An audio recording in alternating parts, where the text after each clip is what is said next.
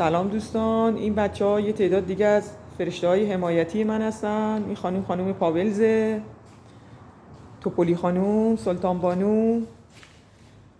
سر اول زایمان عقیم شده. این بچه هم که ماشین زده بود بهش، دستش شکسته بود و داره دارو میخوره.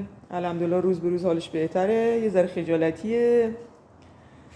ایشون خانم مایا هستش، از 2 ماهگی پیش منه. گوش دومشو زده بودن، انداخته بودن کنار خیابون.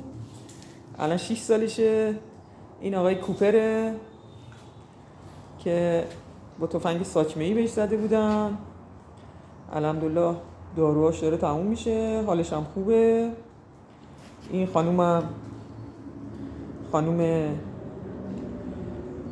چیکو هستش.